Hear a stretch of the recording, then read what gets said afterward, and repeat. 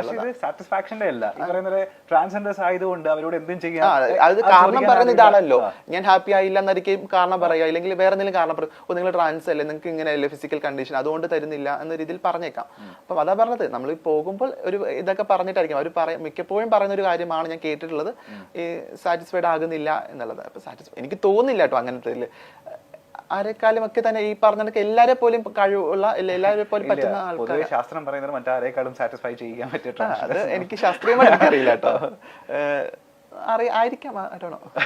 അങ്ങനെ ഈ 7ാം ക്ലാസ്സിൽ പഠിക്കുമ്പോഴല്ലേ കൂട്ടമായിട്ട് വന്നിട്ട് നമ്മൾ ഫിസിക്കലി ഒരു 8ാം ക്ലാസ് ഒക്കെ പഠിക്കുന്ന സമയത്താണ് ക്ലാസ് മുറിയിൽ 8 സ്റ്റുഡൻസിനായിരുന്നു ഫിസിക്കലി ഒരു ഗ്യാങ് റേപ്പ് നേരിടേണ്ടി വന്നിട്ടുണ്ട്. അത് ക്ലാസ്മേറ്റ്സ് ആണോ ചെയ്തത്? ആ ക്ലാസ്മേറ്റ്സ് ആണ്. റിയാക്ട് ചെയ്തില്ലേ ആ സമയത്ത്? 8 പേരെ അടുത്ത് ഒരു മാൻ പവർ എന്നല്ല, നമുക്ക് പറ്റില്ല, ഒരു ഫിസിക്കൽ പവർ എനിക്ക് ഉണ്ടായിരുന്നില്ല അവരെ റിയാക്ട് ചെയ്യാൻ. കരയുന്നു, നിലവിളിക്കുന്നു, അതൊക്കെ എനിക്ക് നല്ല ഓർമ്മയുണ്ട്. ആ ദിവസം എനിക്ക് ഇപ്പോഴും ഓർമ്മയുണ്ട്.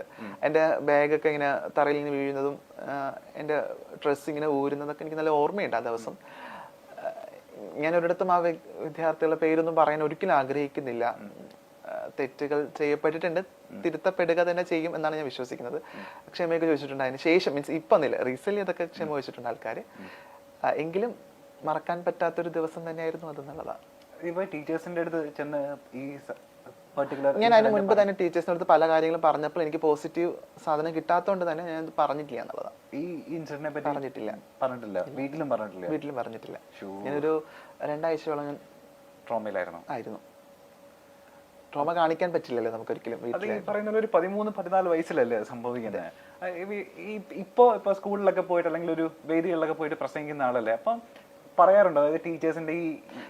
നിരന്തരം പറയാറുണ്ട് ഞാൻ ടീച്ചേഴ്സിന്. കാരണം നമുക്ക് ക്ലാസ് മുറിക്കകത്ത് ഭയങ്കര നാളത്തെ സൊസൈറ്റി ഉണ്ടാക്കാൻ പറ്റുന്നുള്ളത് വലിയ സത്യമാണ്. അപ്പോൾ ക്ലാസ് മുറിയിൽ ഇരിക്കുന്ന കുട്ടികളടുത്ത് പറഞ്ഞ് പഠിപ്പിക്കേണ്ടത് അധ്യാപകരാണ്. നമ്മൾ അധ്യാപകർക്ക് ഇത്തരം വിഷയങ്ങളെ പറ്റി ധാരണ ഇല്ല എന്നുള്ളതാണ് വേറൊരു സങ്കടം. നമ്മൾ ഇതിനൊക്കെ ഏറ്റവും യൂസ്ഫുൾ ആകുന്ന ഒരു കാര്യം സെക്സ് എഡ്യൂക്കേഷൻ കൊടുക്കുക എന്നുള്ളതാണ്. അത് വിദ്യാർത്ഥികൾക്ക് കൊടുക്കുന്നതിന് മുൻപ് അധ്യാപകർക്ക് കൊടുക്കണം എന്നുള്ളതാണ്. അധ്യാപകർക്ക് പറഞ്ഞു കൊടുക്കണം എന്താണ് എന്നുള്ളത്, എന്താണ് ഈ ബാഡ് ടച്ചും ഗുഡ് ടച്ചും, ഇല്ല എന്താണ് സെക്സ്, എന്താണ് ജെൻഡർ, സെക്ഷുവാലിറ്റി ഒക്കെ പറഞ്ഞ് പഠിപ്പിക്കണം. അങ്ങനെ പറഞ്ഞ് പഠിപ്പിക്കുകയാണെങ്കിൽ ഒരു പക്ഷെ തിരുത്തപ്പെടാം. എങ്കിലും അധ്യാപകർ മനസ്സിലാക്കേണ്ട ഒരു കാര്യമുണ്ട്, വിദ്യാർത്ഥികളാണ് അവര്, ആണല്ല പെണ്ണല്ല, അതിനപ്പുറത്തേക്ക് അവർ വിദ്യാർത്ഥികളാണ്, അവർ മനുഷ്യരാണ്. അവർക്ക് എന്തെങ്കിലും ഉപദ്രവം ഏൽക്കുമ്പോൾ അത് മറ്റുള്ളവരെ അതെങ്ങനെ റിയാക്ട് ചെയ്യണം എന്നുള്ള കൃത്യമായുള്ള ബോധം ഉണ്ടാവണം. അതിന് ജെൻഡർ നോക്കുന്നത് ഭയങ്കര ബുദ്ധിമുട്ടാണ്. ഇത് എനിക്ക് മാത്രം സംഭവിച്ച വിഷയങ്ങളൊന്നും അല്ല, പലർക്കും സംഭവിച്ചിട്ടുണ്ട് എന്നുള്ളതാണ്. ഞാൻ ചോദിക്കട്ടെ, ഇപ്പോൾ നമ്മളിപ്പോൾ കുറച്ച് ഫെമിനിൻ ആയിട്ടുള്ള ഒരു നടത്തം ഉണ്ടെങ്കിൽ, അല്ലെങ്കിൽ ഫെമിനിൻ ആയിട്ട് നമ്മൾ സംസാരിക്കുന്നുണ്ടെങ്കിൽ, ഈ പറയുന്ന നാട്ടുകാർ ആയിട്ടുള്ള കുറെ വൃത്തികെട്ടന്മാരെ നമ്മുടെ ചൂഷണം ചെയ്യാൻ താല്പര്യമുണ്ട്, സാധ്യതയുണ്ട്. ബസ്സിൽ പോകുന്ന സമയത്ത് അല്ലെങ്കിൽ ഒറ്റപ്പെട്ട് നിൽക്കുന്ന സമയത്തൊക്കെ ഈ പറയുന്ന ഒരു മോശം അപ്രോച്ച് ഉണ്ടാവാൻ ചാൻസ് ഉണ്ട്. ഈ മോശം അപ്രോച്ച് വരുന്ന സമയത്തൊക്കെ ഈ 14 വയസ്സിന് ശേഷം എങ്ങനെ അതിനെയൊക്കെ തരണം ചെയ്തിട്ടുള്ളത്? അപ്പോൾ ഇതില് ഒരു ചെറിയൊരു ഇതുള്ളത്, ഫെമിനൻ ആയിരിക്കുന്ന എല്ലാവരും ട്രാൻസ്ജെൻഡേഴ്സ് ആകില്ല, പല ടൈപ്പ്. പക്ഷെ ഫെമിനായിട്ടുള്ള ആൾക്കാർക്കൊക്കെ ഫിസിക്കലി ഇത് സെയിം സിറ്റുവേഷൻ സമയത്തൊക്കെ ഉണ്ടാവും. ഞാൻ സോഷ്യൽ മനുഷ്യനായിരുന്നില്ല ആ സമയത്ത്. ഞാൻ വീട് അത് നടന്നു പോകുന്നത്. അപ്പൊ എനിക്ക് ഈ ബസ്സിൽ ഞാൻ ആദ്യമായിട്ട് കയറുന്നത് ഐ തിങ്ക് ഒരു +2 പഠിക്കുന്ന സമയത്താണ് തോന്നുന്നു. എനിക്ക് അതിന് മുന്നേ ഞാൻ ബസ്സിൽ കയറിയിട്ടില്ല. ഞാൻ വിവാഹങ്ങളിൽ, മരണങ്ങളിൽ, പൊതുചടങ്ങുകളിൽ, പബ്ലിക് കൂടുന്ന ഗ്യാതറിംഗ് സ്പേസുകളിലൊന്നും പങ്കെടുക്കില്ല. പ്രത്യേകിച്ച് ഫാമിലി ഗ്യാതറിംഗിലൊന്നും പങ്കെടുക്കില്ല. പങ്കെടുത്ത ഞാനാകും അവിടുത്തെ ഒരു വലിയ ടോപ്പിക് എന്നുള്ളത് നല്ല ബോധമുണ്ട്. അപ്പം കളിയാക്കാനും ആൾക്കാർക്കൊക്കെ എന്തെങ്കിലുമൊക്കെ ചെയ്യാൻ. പക്ഷെ എന്നും പറഞ്ഞ് എനിക്ക് അങ്ങനത്തെ മോശം അനുഭവം ഇല്ലായികയില്ല. എങ്കിലും ഈ പോകുന്ന ഇടങ്ങളിൽ സെക്ഷുവലി ഉള്ള ഒരു ടോക്ക് ഇല്ലെങ്കിൽ സെക്ഷുവലി ആയിട്ടുള്ള ഒരു അപ്രോച്ച് ഒക്കെ ഉണ്ടായിട്ടുണ്ട്. അതൊക്കെ കുട്ടിയല്ലേ, പിന്നെ നമുക്ക് കുട്ടിയാകുമ്പോൾ ഓടാനും ചാടാനൊക്കെ കുറച്ചും കൂടി ഇതുണ്ട്. അപ്പം റിയാക്ട് ചെയ്യാനുള്ള പവറൊന്നും ഇല്ല. ആ സിറ്റുവേഷനെ ഒന്ന് സ്കിപ്പ് ചെയ്ത് വിടും എന്നുള്ളത്. ഒരിടത്തും ഒരു പരാതിയും പറയാത്ത ആൾക്കാരാ. പറയാനുള്ള ധൈര്യം ഇല്ല, പറയാൻ പറ്റാറില്ല. എനിക്ക് എപ്പോഴും ഓർമ്മയുണ്ട്, ഞാൻ +2 അങ്ങനെ പഠിക്കുമ്പോൾ ഞാൻ എൻ്റെ ഫ്രണ്ട്സിൻ്റെ അന്ന് അങ്ങനെ നിർബന്ധിക്കപ്പെട്ടൊരു ദിവസം, ഫ്രണ്ട്സിനോട് ഇങ്ങനെ പുറത്ത് പോകണം എന്ന് ഇങ്ങനെ ഫ്രണ്ട്സൊക്കെ നിർബന്ധിച്ചൊരു ദിവസം ആണ് തോന്നുന്നു. അപ്പം ഇങ്ങനെ പോയ സമയത്ത് എന്നൊരു ആളിങ്ങനെ ഈ പറഞ്ഞ സെക്ഷുവലി ഇങ്ങനെ സംസാരിച്ചു. ഇയാൾ ഭയങ്കര ഫെമിനൈൻ അല്ലേ, മറ്റേതൊക്കെ ആയിരിക്കും, മറ്റൊരു വേർഡ് യൂസ് ചെയ്ത് മറ്റേതായിരിക്കും, ഇങ്ങനെ കിട്ടുമോ എന്ന രീതിയിലൊക്കെ. അപ്പൊ ഞാൻ ഇത്രയും ഫ്രണ്ട്സിൻ്റെ ഇടയിൽ നിൽക്കുക. അപ്പൊ നമ്മൾ എന്താ ചെയ്യുക, ഫ്രണ്ട്സ് അപ്പം നമ്മളെ സപ്പോർട്ട് ചെയ്യുന്നു നമ്മൾ കരുതും.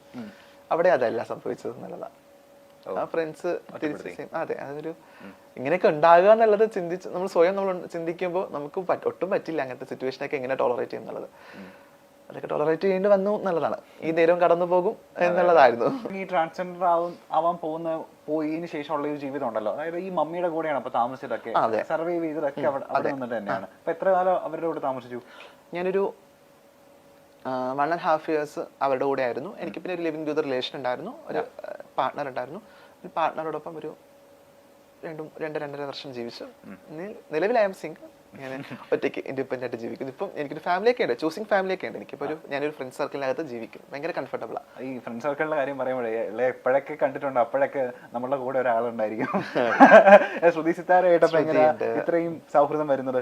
ഞാനും ശ്രുതി വളരെ, ഞാൻ തുടക്ക സമയത്ത് ഞാൻ പറഞ്ഞ ശ്യാമയുടെ കൂടെ താമസിക്കുന്ന സമയത്ത് തന്നെ ഞാൻ ശ്രുതിയായിട്ട് അപ്പം കാണുന്നുണ്ട്. ഞങ്ങളപ്പം ഒരു കൂട്ടൊന്നുമില്ല, ഞങ്ങൾ രണ്ട് വ്യൂ പോയിന്റ് ഒക്കെ ഉള്ള ആൾക്കാരായിരുന്നു. അപ്പം പിന്നെ പതിയെ ഞങ്ങൾ ഭയങ്കര ഫ്രണ്ട്സായി. ഇപ്പം നല്ല ഫ്രണ്ട്സാണ്. ഇപ്പം ഞങ്ങളൊരു 4 പേര് അടങ്ങുന്ന ഒരു ഗ്യാങ് ഒക്കെയാണ്. ഞാൻ, ശ്രുതി, ദയ, സാദിയ എന്ന് പറയുന്ന. അപ്പം നമ്മൾ ഒരാൾ അറിയുന്ന ആൾക്കാരാണെങ്കിൽ 4 പേരും അവർ അറിയും എന്നുള്ളതാണ്. കാരണം നമ്മൾ എല്ലാ ഇടങ്ങളിലും 4 പേരെയും സംസാരിക്കുന്ന, അല്ലെങ്കിൽ ഇപ്പൊ സ്റ്റാറ്റസ് ഒക്കെ നോക്കിയാൽ ഒരാളെ മാത്രം ഒരുമിച്ചായിരിക്കും, കൂട്ടായിരിക്കും. അങ്ങനെ 2023 ഭയങ്കര കിടിലം വർഷമാവട്ടെ. അതിന് മുൻപായിട്ട് ഞാൻ ഇനി കുറച്ച് ആൾക്കാരുടെ പേര് പറയാൻ പോവാണ്. എനിക്ക് തോന്നുന്നു സമീപകാലങ്ങളിൽ ചിലപ്പോൾ അവരായിട്ട് അസോസിയേറ്റ് ചെയ്യാൻ ചിലപ്പോൾ ഭാഗ്യം ഉണ്ടാവുമായിരിക്കും. ഈ പേര് പറയുന്ന സമയത്ത് അവരെ പറ്റിയിട്ടുള്ള താങ്കളുടെ അഭിപ്രായം എന്താന്ന് അറിയാൻ താല്പര്യമുണ്ട് എനിക്ക്. പേര് പറയട്ടെ. ജേർണലിസം പഠിച്ചുകൊണ്ട് തന്നെ എല്ലാ ദിവസവും ഈ പറഞ്ഞ ന്യൂസൊക്കെ കാണാനും പത്രം വായിക്കാനൊക്കെ സമയം കണ്ടെത്താറുണ്ടല്ലോ? കുഴപ്പമില്ല, ഫോൺ ഭയങ്കര യൂസ് ആണ് അതിലൊക്കെ. ഓക്കെ. ന്യൂസ് വായിക്കുന്ന അല്ലെങ്കിൽ ഫോൺ ഉപയോഗിക്കുന്ന ന്യൂസ് ഹാൻഡിലൊക്കെ ഡെയിലി പറയുന്ന പോലെ ചുമ്മാ ഒന്ന് കണ്ണോടിക്കുന്ന ആളാണെന്നുണ്ടെങ്കിൽ ഇവരുടെയൊക്കെ പേര് എന്തായാലും അറിഞ്ഞിരിക്കണം. അപ്പോൾ ഇവരെ പറ്റി പറയുന്ന പോലെ അഭിപ്രായം ഒന്ന് പറഞ്ഞാൽ മതി. ഓക്കെ. നമ്മളുടെ കാഴ്ചപ്പാട്, ഭയങ്കര കാഴ്ചപ്പാടുള്ള വ്യക്തിയാണെന്നാണല്ലോ എല്ലാവരും പൊതുവെ പറയപ്പെടുന്നത്. ആദ്യത്തെ ആൾ ഈ പറയുന്ന പോലെ അഖിൽ മാരാർ ഈ സമീപകാലത്ത് ഭയങ്കര ചർച്ച നേടിയ ഒരാളാണ്. എന്താ അഖിൽ മാരാറിനെ പറ്റിയിട്ടുള്ള അഭിപ്രായം എന്താ? നല്ലൊരു വിമർശകനാണെന്ന് തോന്നിയിട്ടുണ്ട്. ചില കണ്ടന്റ്സ് ഒക്കെ പറയുമ്പോൾ അങ്ങനെ ഭയങ്കര കുറ്റം പറയാനായിട്ട് തോന്നിയിട്ടില്ല. പിന്നെ പുള്ളിയുടെ പൊതുവിൽ ഉള്ള, പുള്ളി ഭയങ്കര ക്യൂർ ഫ്രണ്ട്ലി ആണെന്ന് തോന്നുന്നില്ല. അങ്ങനെ എനിക്ക് അറിയില്ല, ഭയങ്കര ക്യൂർ ഫ്രണ്ട്ലി ആണ് അല്ലെങ്കിൽ അങ്ങനത്തെ ഒരു മനുഷ്യനാണെന്ന് തോന്നാറില്ല.